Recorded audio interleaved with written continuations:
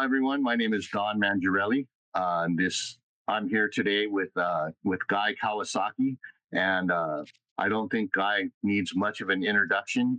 Those of you that are familiar with Apple, I'm sure know who Guy is, and those of you who are uh, using Canva to organize and create your presentations, I'm sure are aware of Guy, and then his many books that have been released about business and also about becoming a remarkable person. Guy, I'd like to welcome you to the show, Yes, thank you and very much. I'd like to thank you for taking time out to do this. I know you're a busy guy. No pun intended. Not that busy. Are you enjoying your later days now? Yeah, I'm gonna make the most of them, that's for sure. All right, that's awesome. That's awesome. So, a lot of our show is based around Hawaii and folks that are here in Hawaii that have made an impact on the world, and you've certainly done that. In your early days, you grew up in Kalihi. What was that like? Were you a surfer? No, Were listen, you I grew up in Kalihi, and if you're from Hawaii, you know the sort of the reputation of Kalihi. So it was to put it mildly, a lower middle income area. But I have to tell you that I mean, as I look back, I don't say that it was like really a terrible place, a terrible time. My family, my mother and father, and my sister, were a pretty cohesive group. We had what I consider a very healthy and happy childhood.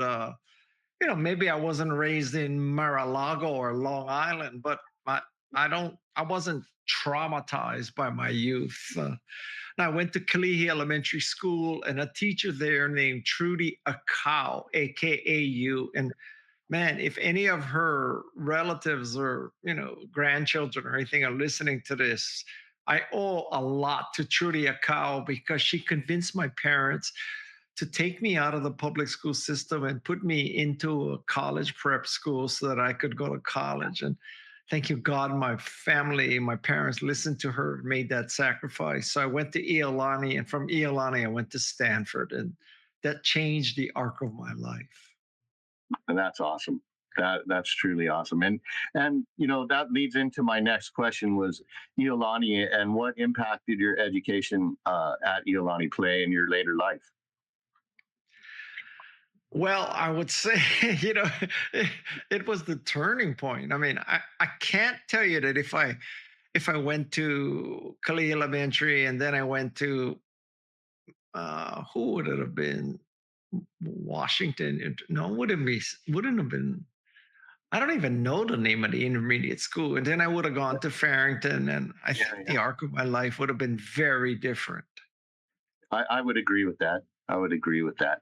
Being here 32 years, and when I started looking you up, I thought, okay, so did Guy take, growing up in Kalihi, did you take the well-known path into the tech industry of Farrington High School to Stanford? Yeah, it's just like Cupertino High School. Yeah. Right. Exactly. Now, are there any teachers that you would say you mentioned Miss Akau? Were there any teachers at Iolani that Oh, impacted your for life? sure. So, first, and probably most important was Harold Keebles. Harold Keebles was the English teacher, and he basically taught me how to write. And he's a very, very hard teacher. And I think as I look back on my life, I have come to the conclusion that the teachers and bosses who are the hardest on you teach you the most. And so it's kind of counterintuitive because you're trying to find the easiest classes and the easiest bosses, but what you should do is look for the hardest ones. But that's easy for me to say, probably harder for you to do. So there's Harold Keebles. There were two football coaches, Eddie Hamada, who everybody will Oh know, yeah, everybody and knows the Eddie. yeah, and the line coach of Iolani was a guy named Charlie Ka'aihui. And those two guys were like, fathers to me. They really like they did so much for me. And I could go a long time talking about the teachers at Iolani. A math teacher named Joseph Yellis, a math teacher named, let's see, who was that? Wait, there was a Latin teacher named Lucio Bratcher. And, I could just go on and on. Iolani was a very, very good experience for me. It sounds that way. And your path from Iolani took you to Stanford, where you majored in psychology. So, how did that impact your career as an evangelist? Well, I wish I could tell you that I was so smart back then that I picked this major in psychology because I knew I wanted to go into sales and marketing and evangelism. Now, if you want to believe that, God bless you. Go ahead and believe it, but it's total bullshit. I picked psychology because at the time, after careful analysis, I figured out that psychology was probably the easiest major at Stanford. So Right. Aside from everybody physical has a reason education, for right? picking a major. Right. Exactly. Is that something that looking back on it now, is that something that you would suggest to budding entrepreneurs that maybe if they go to college, they might consider psychology? I thought you were going to ask if budding entrepreneurs should, consider finding the easiest major they can. But I was actually going to say yes. But well, I tell you something. Today, if I had to do it all over again, I would major in behavioral economics. And behavioral economics is very close to social psychology. But behavioral economics is the study of why people make the choices they do. And I think the world can be divided into two pieces. So you're either making it or you're selling it, and everything else you can hire, right? So Right. you Right. either got to be making it or selling it. And I'm not an engineer, so I got to be the guy selling it. And selling is all about behavioral economics. Oh, and before I forget, I remember the teacher's name. His name was Dan Feldhaus. And Dan Feldhaus, at the time, he became the college admissions director. And I don't know why, but he told me to apply to Stanford. And I don't know why, but I got in. So Well, I mean, it's 2020 is hindsight. Maybe you were smart. you know, Maybe you were a there smart guy. is that possibility. Yes. All right. Well, so behavioral economics is actually quite an interesting suggestion, and that's kind of like the psychology of why people buy. Is that kind of That's basically it. Yes. wow? Yeah. So I could see from a sales standpoint that would definitely be a good thing to learn. Um, and from there, you went to UCLA. Is that where Well, you got? That's where you got your MBA. yeah, well, there was a little brief pit stop along the way. So, after I graduated from Stanford, my father was a legislator in Hawaii, and one of his dreams was that I would be a lawyer. So, I went to law school at UC Davis for a grand total of about 2 weeks, and then I quit because I couldn't stand it. And the following year, I entered UCLA for an MBA. And how so it's interesting to me your path. So you went to Stanford.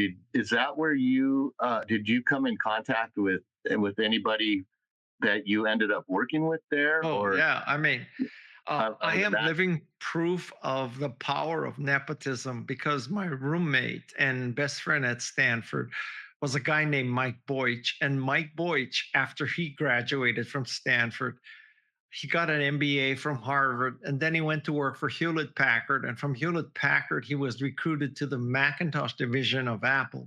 And he's the one who got me the job at Apple.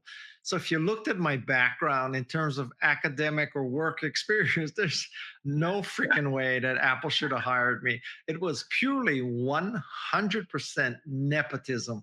So nepotism can work. Well, we say that in Hawaii, right? It's not about what you know; it's about who you know.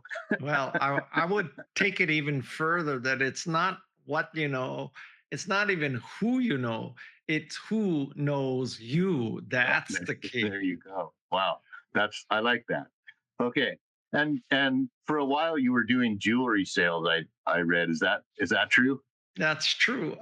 In my MBA program, I started working for a jewelry company that manufactured fine jewelry and literally counting diamonds. And after I graduated with my MBA, I worked for them for about 5 years. And then I went to a small software company for about 6 months. And then I went to the Macintosh division. And you at the Macintosh division, you became the chief evangelist, which is kind of like the high priest of Well, Apple. I mean, there's the chronology is a little wrong there. So when I started at the Macintosh division, I was the second software evangelist. So Mike Boych was the first software Okay, evangelist. I was the got it. second one. I stayed there for about 4 years and I became the manager of all the evangelism, all the documentation for developers, all the tech support for developers, and all the Apple labeled software. And then I left Apple and I started a Mac software company. And a few years later, I returned. And when I returned, that's when I was chief evangelist. So And I was just a software evangelist the first tour of duty. okay, and so as a software evangelist, were you there to help with establish? I mean, let's say in the end you established a cult like following for Mac, and I experienced this firsthand. A cousin of my mom's was living in LA at the time, and when we would go and visit him, and it seemed like every time we went to visit him, he had a new Mac. And he was just like, "This is the future. Mac is like the most incredible machine ever, and everybody's gonna own one." And so I kind of, when I envisioned that you became the chief evangelist, I kind of envisioned that you created people like that Well, that were so sold on Apple.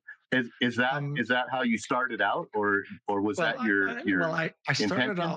started out with a much narrower focus. My narrow focus was getting developers to write Macintosh software Ah, and to create Macintosh hardware. But the second time, yeah, I was basically a B2C evangelist, and my job was to convince anybody to use a Macintosh, not just developers, but consumers. well, you did a good job because even my kids now are like they're like Mac everything. Well, I don't know if I don't know if I did a good job, but Apple did a good job for Apple sure. did a good job. For So who came up with the Think Different? Uh, Uh, it was people at Chiat Day, this ad okay, agency. They did the 1984 commercial, and then they right. did the Think Different commercial. And the person who showed it to Apple the first time, I believe, was Lee Clow, CLOW. So I was in that meeting. It was a very interesting meeting. And did you have anything to do with approving that and putting it out, or No, no, I no? mean, It I just only the ad agency. that was the ad agency and Steve and the marketing department. It wasn't me. I was just along for the ride. What would you say was your biggest accomplishment at Apple? Ah, well, probably my biggest accomplishment at Apple was just putting into play this concept of evangelism. Like Mike Boyd started evangelism, but I kind of took it to the next level where, Macintosh owners became evangelistic, not evangelical. Don't get the two terms confused. We became evangelistic. Now, evangelism comes from a Greek word meaning bring the good news. So, what an evangelist does is bring the good news. So, I brought the good news of Macintosh, how it would make people more creative and productive. And today I bring the good news of Canva, how Canva has democratized design and help you become a better communicator. And when did you join Canva? I joined Canva 10 years ago, so this is 2025. It's like 2015. Yeah. And did you immediately become the chief evangelist there, or how did you? What was your More or role there? less, yeah. More or Yeah, less, I immediately became the chief evangelist, and my job was to spread the word of Canva, how Canva would make you a better communicator, and how you could make beautiful graphics in less time than it would take you to boot Photoshop. I would. I would even go a little bit further and say that if you have no clue about how to make graphics like me, Canva is a very useful tool from that standpoint. Oh yeah, yeah. I don't need to create graphics, but it's great how AI is integrated in there now. And you can just tell it, hey, this is what I want you to make, and it makes it. I mean, that's amazing. When you were here last year and during Honolulu Tech Week, I heard you say something about, you know, creating before Canva, creating presentations was difficult. And Canva is a way to it has a way or has created a way for people to create presentations that's not so difficult. Is that something that you came up with as an evangelist, or is that just something that you feel in your bones? I guess. I cannot take credit for the use of Canva in presentations, but just so people understand, the vision of Canva is that there are, I don't know, 1,000 or so design types. A design type would be an infographic, it would be a 16:9 presentation, it would be Instagram graphics, Facebook graphics, Etsy, all these kind of things. So there's like 1,000 of those. And for each of that design type, there are templates, and there are thousands of templates for each design type. So, for example, if you wanted to make a presentation, you would go to the 16:9 design type, and then you would look at all the templates that we have created in advance, and you change the text, you change the graphics, and you would be done. It's the fast. In fact, now it's even easier because you can have AI help you draft the slides. So it's really kind of mind-boggling. There's no excuse for having a lousy presentation anymore. I agree.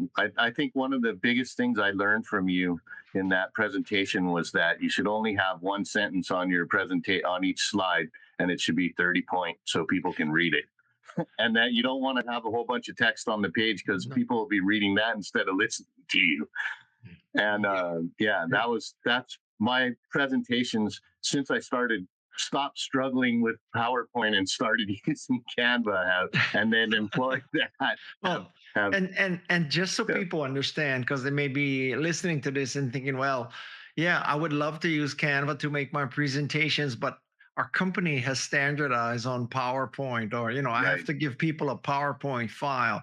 Well, the last step with Canva is you create your 16:9 presentation, and then you export to the right. PowerPoint format. So that's what I do. I design in Canva, I export to PowerPoint, because when I give my slides to, AV departments all over the world for my speeches, they want a PowerPoint format. So that's just the last step in my process. I agree. That's exactly what I do. And then people go, "Wow, how did you create that in PowerPoint?" I just laugh. It's too um, beautiful to be PowerPoint. What did you do? exactly. And how did you create it? Because we know you, and we know you're not that creative. Um, you have a podcast called Remarkable People. Um, Yep. how did you get the idea to launch that? How did you get the idea behind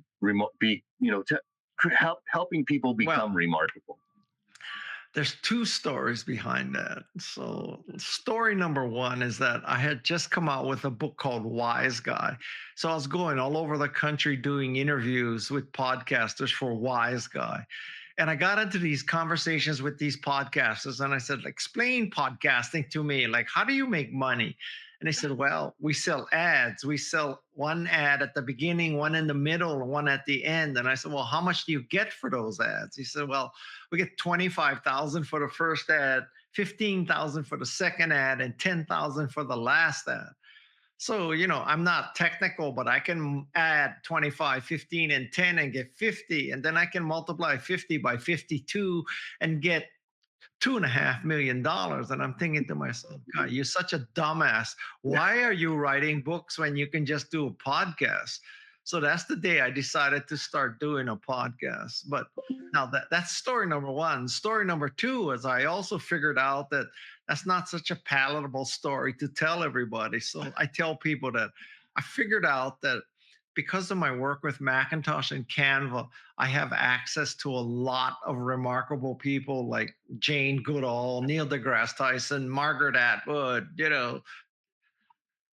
you name it. I mean, Stephen Wolfram, David Acker, Bob Cialdini, Angela Duckworth. I could just go on. I could actually name 252 names. But so I have all this access. And I also have something that took me 40 years to achieve, which is I have tactical and practical hand-to-hand combat experience. So I'm not just a journalist, right? I'm not just asking these kind of journalistic questions like, well, yeah, at 8 years old, you saw your mother kill your father and you were covered with blood. Did that affect you? Yeah. Well, duh. Yeah, it affected me. I don't ask dumbass questions like that. So, because of my tactical and practical street experience, I think I can ask better questions than most podcasters. So because I had the access and I had the sort of context to ask, you also have to have the balls to ask the question. And I Right. got all three. So I figured, Guy, you have a moral duty to do this podcast to help people figure out how to be more remarkable. Would that be from your upbringing on the streets of Kalihi? No, I mean, yeah, I could bullshit you and invent this story that, yeah, I was such a ghetto child and I had such a hard upbringing and I had to overcome crime and drugs and violence. And so that prepared me to be a good podcaster. Now, if you want to believe that, who am I to correct you? But that would be total bullshit. I mean, it's, I've had a very fortunate life. I have not suffered like that. But Uh, at least I know I didn't suffer it, and I don't, I'm not asking for sympathy. no, no. Well, yeah, I think that's probably something that a lot of us could learn from. Um, sympathy kind of aligns with victimhood. So, Yeah, um, I don't think I I went through. I quit drinking through AA. So I thought when I went into AA, I had the toughest story ever, and I was looking for sympathy. And when I listened to some of the stories of people that are in my group, I realized that wow, I'm not special. Like yeah, like my story is their story is my story. Some people have a harder story, some people have a yeah. softer story, but you know, we all we're all cut from the same cloth. Well, Um, what I've learned over the course of my life is that everybody is dealing with something. right, exactly. Everybody is dealing with, like, for example, I am deaf. I don't know if you realize that, Yes. but I'm deaf now. Some people say, Guy, oh my God, you're deaf. How do you overcome that? How do you deal with that? That must be horrible. Well, yes and no. I mean, don't get me wrong. I don't want to be deaf. I got to tell you, nobody ever died from being deaf. And, if you said to Steve Jobs, Steve, you can either have pancreatic cancer or be deaf. What would you choose, Steve? I'm pretty sure I know what he would choose. And then in my podcast, I've interviewed people who had ALS, people who have been in prison for 22 years, people whose both parents were crack addicts. I've interviewed people who have really overcome stuff far greater than being deaf. So, I don't deserve any sympathy for that. I'm sure it has its advantages at sometimes. Well, when you're surfing and somebody's yelling at you, you don't hear them. That's an Right. advantage. That's an advantage, right? I use that every day. That's awesome. And as we come to the end here, if you could leave the audience with one legacy commentary and think of this as a commentary that would be here after you're gone, something that might change someone's life, what would that be? Well,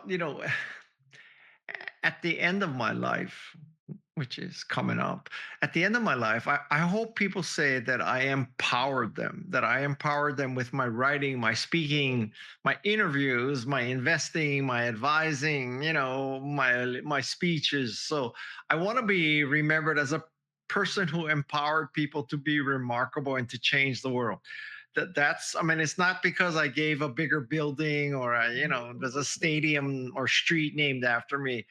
I just want to have helped people. That's awesome. I really like that. And one thing I wanted to throw in is I just started reading The Art of the Start too. And I one thing I can say about your writing style is it's very practical and no bullshit. I mean, it's like, Well, they tell you want to do this, this is what you got to do. And if you're not willing to do this, it's probably not going to work. well, in a sense, that's because I write the way I want to read, right? So I don't want to read. Well, I'll give you some real tactical stuff. Like I love bullet points and I love subheads. So when you read my book, every few paragraphs, there's a subhead or a Right. heading. And when I tell you what to do, I tell you in bullets. Right. So you can immediately see I got to do this, this, and this. And I read a lot of nonfiction books, and it's like 5 or 6 pages of just paragraph after paragraph after paragraph of text. And I'm saying, like, how is anybody going to remember what the hell to do when none of it is called out? So I kind of think, when I write a book, I put the whole thing in Microsoft Word as an outline. I start from an outline format and I work from there. So I am very, very organized when I write something.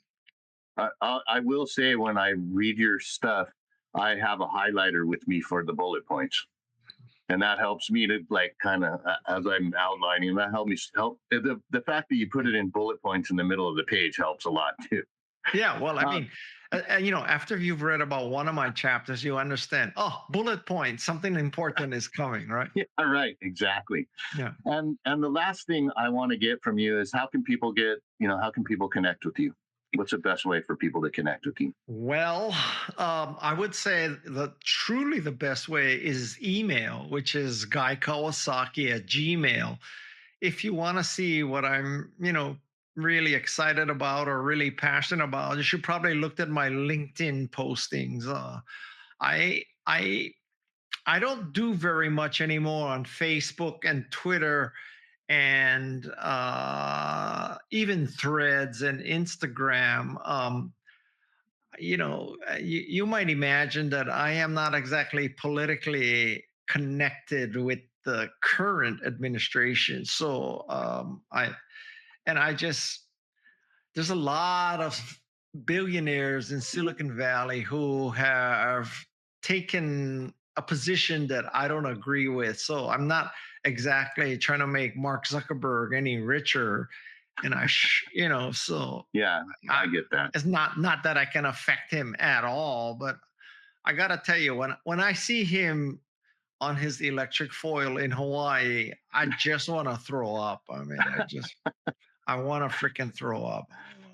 As we say in Hawaii, that guy needs a licking. Yeah, you need some dirty lickings. It's a good thing he lives on the chicken island though. One Well, other one, if you do that, you better buy your own island. right, right.